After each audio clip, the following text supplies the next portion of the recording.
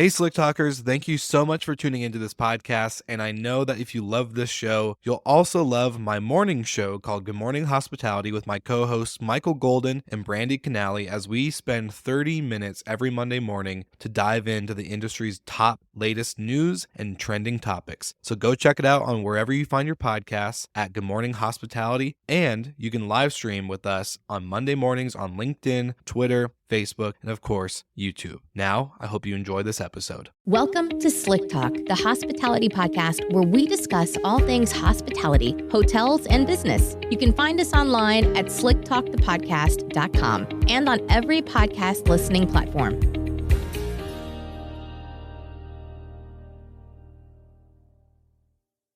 All right, welcome back, everybody. It's Will Slickers on the Slick Talk, the hospitality podcast.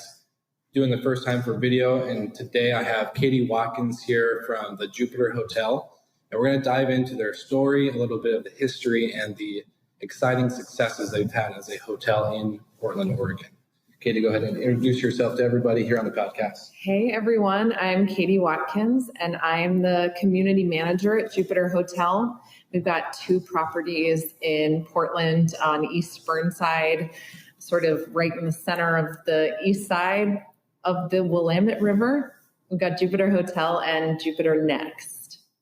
Perfect. So thank you for actually reaching out, or not reaching out, but connecting with me over email when I emailed you guys. Let's kind of dive into the story of Jupiter and Jupiter Next and kind of what came about, some of the bumps and the forks in the road, and the exciting progress you guys made since you guys started. Sure. I'm just going to dive in. So the Jupiter Original Hotel is a converted motor lodge motel. It was started in 2004. It used to be called the Continental and has been around for several decades. And when Kelsey Bunker and Todd Breslau came together and decided to purchase the property and renovate it around 2003, this area of town was pretty shady. It was known as Heroin Alley, and there were a lot of issues with drug abuse in the area and untoward population and just a really seedy area of town, basically. Yeah. So they decided to renovate the hotel. I know Kelsey tells stories about having to call the police on several occasions to get people out of the area for one reason or another. So they sort of started this whole trend in this area of the neighborhood and taking it from this seedier area with just the one hotel to now having several hotels in the area, lots of boutiques, some world-class restaurants, an incredible music venue. We are becoming the entertainment district of the East Side. There's clubs in the area, all kinds of stuff. So it's a lot of fun to be here. And then that was all going well and fine and good. And then they decided they wanted to do more. So in 2016, I'm like, what year is this? It's around 2016, they decided to start looking for another property and kind of kept an eye out in the same area of town, the central East Burnside. And they came across the fact that the property right next door, the lot next door, was up for sale. And they decided that because they had converted and renovated a pre-existing space the first time around, they wanted to try their luck in building something up from scratch. So they took that lot and they built Jupiter Next, which is sort of it's an expansion of the ideals of the original Jupiter, which are community and badassness, just this really cool hip vibe that Jupiter has. How did Jupiter get its name, like Jupiter? Sure. What's the story behind that? So I actually asked them this morning because I'm not sure I've ever directly asked. And Todd and Kelsey said that they had been spitballing names for a while, and Todd came up with the name Jupiter, and Kelsey really loved it because she, in sort of the Portland way, is a little witchy herself and sort of liked the astrological significance of it, but then said, let's not make it about that at all. However, it's cool that it sort of ties into astrology, but it also is the Roman god of success. And she felt like it was a good omen to put that message out in the world that they intended to be successful and have thus far been that. Was there a lot of skepticism, I guess, when they first started their journey? Because, if Jupiter kind of goes into success and to kind of put that out there to everybody, was there a lot of people said Jupiter's not going to become anything that's going to, you're just going to be another hotel? I don't think so. I mean, I think they have had a lot of luck and they've worked really hard, and Kelsey and Todd both come from really successful careers otherwise. Todd owns a number of properties in town. Kelsey had a completely separate career and then decided to move into hospitality and business ownership. And so I think everybody was pretty pumped for what they were doing. And, it's not a hotel downtown. However, I think that makes it feel so much more authentically Portland. Mm-hmm. And we talk about the Jupiter and Jupiter Next giving you an unedited view of Portland, and this idea that with bringing the community in, we are able to house, like you can roll up on a skateboard, you can step out of a limousine. There's a place for everybody here. Excellent. So you already kind of jumped into the inspiration of Jupiter Next. So open up in June. Yeah. What's not to play on words, but the next step for Jupiter? What does it all mean? Yeah, exactly. It's really cool because this, so like I said, the original Jupiter is a converted motel, and the Jupiter Next is a hotel. So interior hallways into the rooms, and it sort of feels like the sophisticated older sister a little bit. We keep referring to it that way, where it's, someone who's looking for the next step up in luxury, who wants a quieter space. Jupiter is right next door to the incredible Doug Fir Lounge, which is a live music venue, which is underground. So there's not a ton of noise bleed or anything, but it does feel possibly a little younger, a little hipper, a little, a touch of modern. Yeah. Mid-century design, but it definitely feels like, I don't know. There's a real youthfulness and a real high energy vibe to the Jupiter Hotel, whether you're on the bar side or the chill side. And then Jupiter Next, it sort of feels like the expansion, the elevation, the evolution of that person who, when Jupiter Hotel opened in 2004, they could then, maybe that person's grown up a little bit, wants a little quieter respite from the outside world. A new guest, kind of or a different phase of a guest. Yeah, different. It's the next phase of the original Jupiter guests in 2004. Yeah. Okay, awesome. So you started September last year. Correct. So what got you into the role of community manager and kind of your background history with PR and hospitality? Sure. For all the listeners out there. Yeah, so I had been working with Watershed Communications, which is a PR agency and brand agency in town, and I was working with Jupiter as they were one of our clients, and I worked on PR, getting the new hotel open, getting the next set and ready to go, doing a lot of hard hat tours and having fun, sort of talking to people about this evolution and next step of this awesome hotel. And I just fell in love with the team. And I think, I've mentioned this a couple of times, but this community vibe that they bring, prior to PR, my background has been in the arts and mostly in the theater sector. So the idea of community is very important to me. And the openness of the whole team, from the, higher management ownership to the sales team, to the front desk, everybody feels very connected and warm. And I don't want to be corny and say it's like a family here, but it is a community and everybody is on the same team, and it's really special. They have a real desire to be neighborly to the people who are right around here. We have something called local hookups, which are partnerships between Jupiter and the businesses in the area within a 1 mile radius and walkable shops and restaurants and things like that.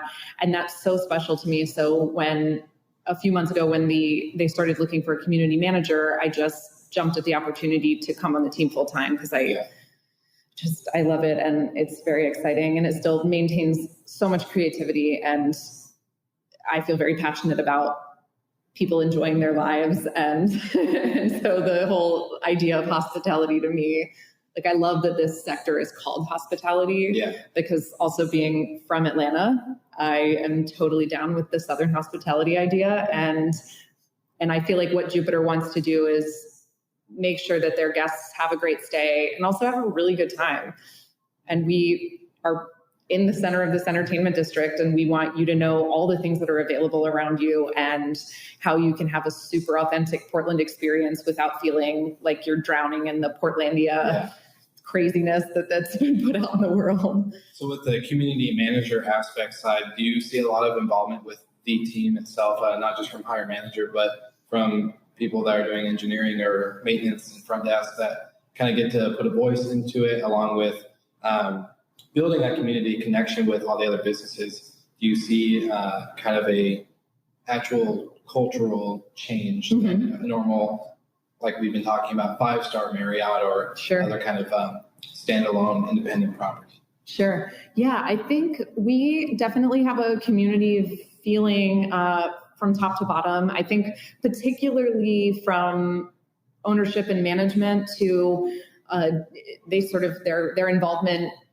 is in every part of the hotel. So they know all of the housekeeping staff by name. They know all of the sales team very much. On a beach in Florida. Oh, exactly. No, they live here. Kelsey and Todd both are in the office almost every single day, several times a day for hours, doing all kinds of stuff. Like they're hyper involved. And I love that too, because they want to give approval on everything that comes out, because they want their messaging to be uniform, and they want this, they are so invested in the success of this place, and for it to be, for their vision to be what they want it to be, and not just signing off on checks and things like, Exactly. They're here all the time. And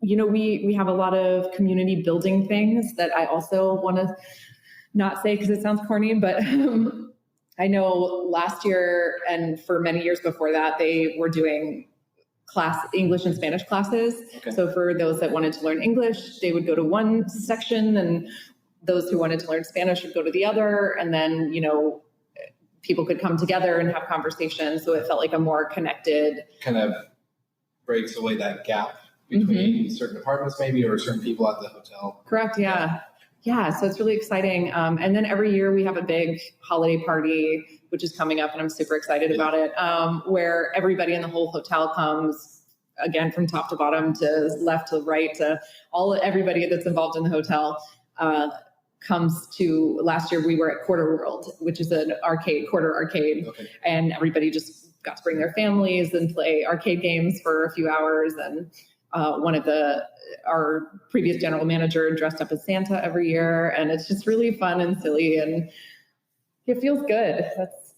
So you're not just working, you're having fun. Oh, I'm having a blast. One of the things, so I was reading on the website and kind of talking to you, one of the things I saw is the 420 friendly package. Yeah.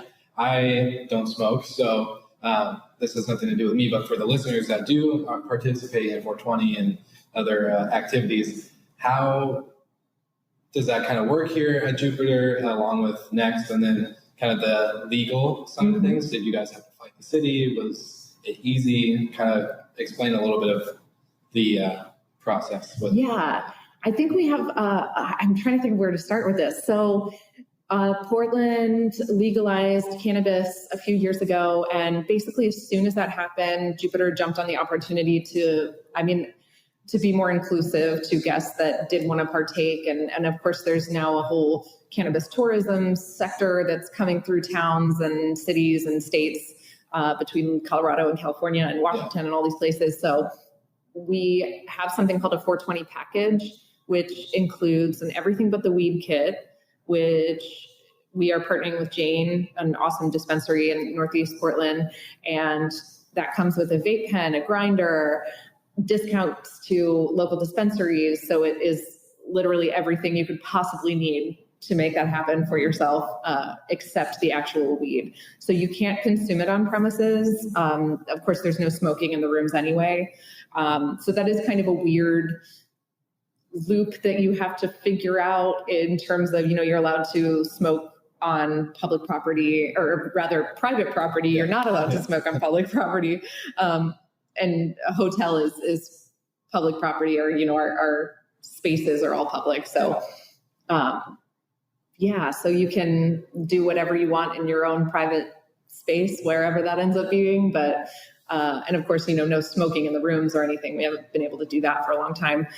But so we do that. And then we host a lot of cannabis conferences here. And I think a big part of it is just wanting to be inclusive. Like, it's more about the inclusivity than it is about kind of like the everybody's welcome. Exactly. Yeah. Everybody's welcome. So whether you're totally stone cold sober and have been your whole life, or you enjoy partaking in a number of recreational activities. It's fun. And it's not, we don't push it. I don't think that you would know that we offered that if you didn't come in. Super advertised. Right. Yeah, exactly. It just is something that's available. We also work with, we've worked in the past with different tours that do like I'm trying to think of what High Five Tours does, private bus tours in Portland that takes you to different dispensaries. Okay. And those types of activities, which are really cool. So if you're interested in partaking, we will help you find a way. Have you guys seen a lot of fight back from, because one thing I noticed maybe on the coast is a little bit different than it is here in Portland. But a lot of businesses, when you try to create that localized community advertisement brand where everything's local, a lot of businesses kind of have that mindset of, what am I going to get out of it? They kind of are stingy, not stingy, but, very not open reserved to the, exactly. They're reserved about the aspect of being included with other businesses. Have you seen that here in Portland, or is that kind of a little bit different? No, I think we're more the merrier. I think that it builds the community around you, and that can only support.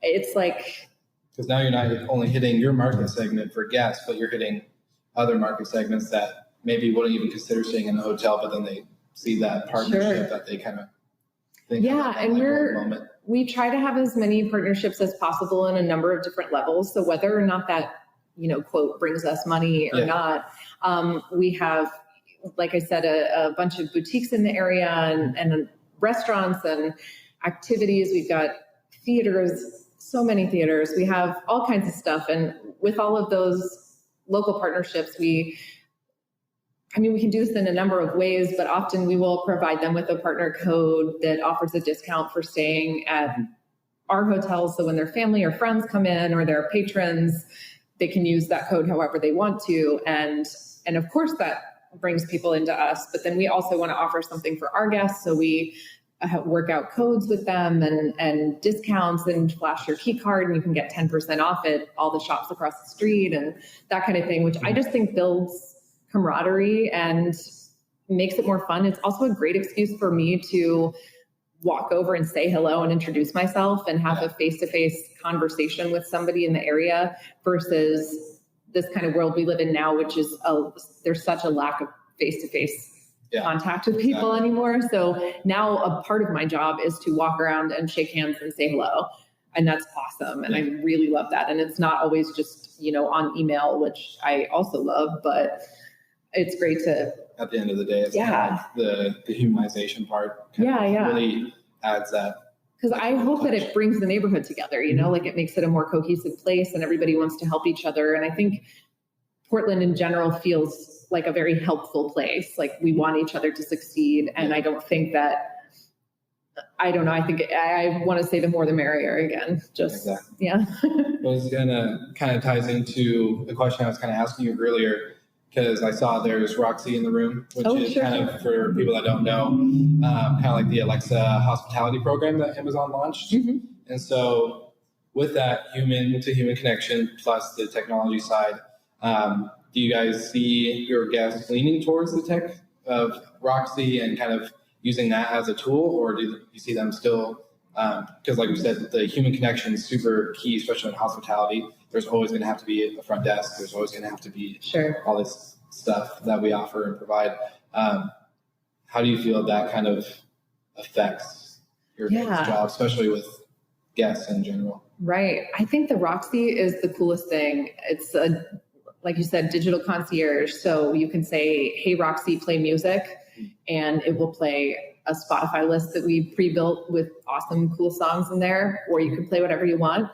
Hey, Roxy, play Purple Rain, and Purple Rain will happen. Awesome. And then it also is, you could say, I mean, it's just cool. It's pre-programmed with a lot of local stuff. So if you say, show me, hey, Roxy, show me walkable restaurants, it'll come up with a list of that. But it can also connect you with the front desk. So I think in terms of the face-to-face, we definitely have front desk people working all the time on both sides of the hotel. So everybody in both properties checks in at the next, and then you get your room key to go to the Jupiter Hotel if you want. And so is Roxy at the Jupiter and the Open Key as well? Or is that kind of less in that segment compared to Next? I think that the Roxy is only at the Next right now. Okay, gotcha. I can double check. We can do an update. But I know that the Roxy is in the Next right now. And I think the key card is over here. A lot of these is because it's a new space. We're able to test out so much new things that maybe we'll take back over to the Jupiter, to the original. Yeah, but it's cool. I love the Roxy, and I think it's very self-selective in terms of, if you want that face-to-face contact with someone, it's easy you can ask Roxy to text the front desk. You can ask it to call the front desk. Like there's a number of ways you can get in contact with the front desk or pop down. Or you just head on down, which is great. And our front desk people are awesome. They're so rad. They all live in town and have lived in town and are really active in their communities and can give you they're all concierges in their own right. Yeah. Do you guys put the front desk through any training, or is there kind of a certain standard that you guys try to instill in all of the employees and front desk? Yeah, we definitely put them through training. And I think that there is going off what I was just saying, there is an element of definitely wanting the option to hire people who know their city really well. Yeah. So if we're hiring with the knowledge that we want somebody to feel like a concierge, we would definitely pre-select that person through the interview process. Of course. They do go through a lot of training just to match up to the standard that we expect, similar to many jobs, I'm sure. And we just hired a new guest services director named Allison, and she's just awesome. And I'm so excited to see what she does. Perfect. How long did she start? She and I are about the same. So we've been in our current positions for about a month. Okay. So yeah, exciting. I'm a little biased because we're new kids together, but yeah. Awesome. Well, I really appreciate that. Kind of wraps up everything that we had kind of outlined for today. Is there anything you guys want to share with the audience of Slick Talk and kind of maybe some upcoming stuff or things to look out for people staying in Portland type deal? Yeah, absolutely. There's so many artistic things happening and so many holiday events coming up. And I just want to keep reiterating what an awesome spot we're in here at the Jupiter and the Next. We have all of your holiday shopping needs. We hit all of the arts and culture needs and all kinds of stuff. We're also, because we're right in the center of the east side, it's like a 10-minute walk across the bridge to get downtown to the Pearl and Southwest Portland and all the places. Powell's bookstore is just on the same road, just across the water. It's an awesome, locally owned, awesome hotel. Oh, there is something else I want to talk about, which is how many awesome women are involved in the Next. Perfect. Let me drop that knowledge. Okay. So a really cool aspect of Jupiter Next, which is, like I said, the expansion of Jupiter Hotel, is basically top to bottom, has so much women have influenced this building. I'm getting tongue-tied because I'm so excited. So starting from the lead architect, Carrie Strickland from Works Progress Architecture, she's worked on some incredible, iconic buildings in town already, iconic. And we were so happy to have her design the space, down to the interior designer. So exterior, interior, all designed by women. Interior designer is Megan Milley, and she's amazing. All local? Yeah, local. And in the rooms, in the guest rooms, we have Beth Kirshen did the photo collages that make up the headboards at the Next.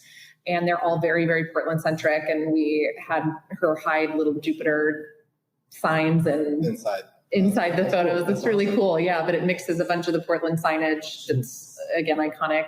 And then the linens on the bed are by Seek and Swoon, which is run and designed by a woman. The woman who did the amazing staircase, which looks like falling rain made of metal. It just is this awesome statement in the lobby of the Next, is Laura Soul of Soul Creations, who's a metal worker. And that's pretty rad because I don't think I know any other women who do that. Yeah. Yeah. So they're just. And for everybody who's listening and watching on the video, you will see a lot of the pictures and experience that I've had here with the Jupiter Next. So you'll see a lot of the paintings, the architect and all that good stuff too. So don't freak out. Yeah.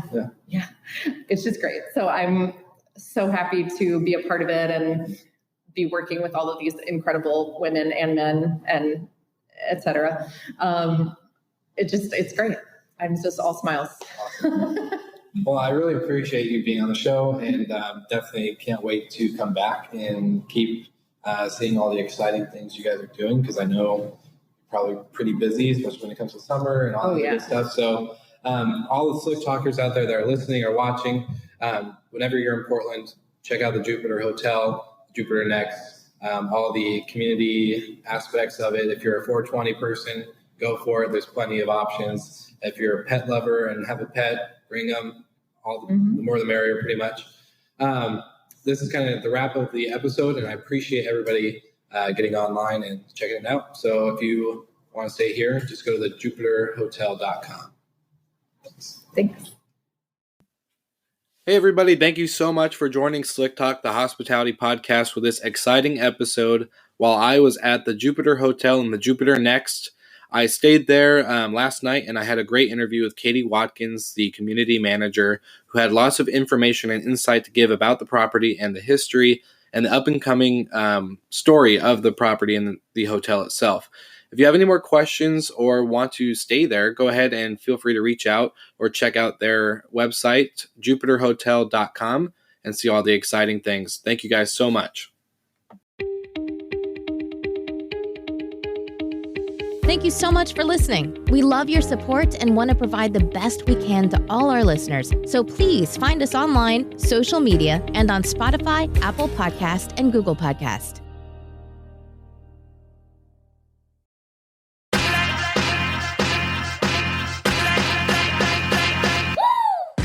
What's up, everybody? If you've gotten this far into the episode of Slick Talk, the hospitality podcast, then you are amazing, and thank you so much for tuning in. We want to send you two places really quickly. If you can, check out the show notes and click the hospitality.fm link. Check out all of our other shows on the podcast network. And don't forget, if you have someone that you want to hear on the podcast, then fill out the guest fill out form so that way we can get them on the show. Thank you so much for tuning in, and I hope you enjoy another episode of Slick Talk, the hospitality podcast.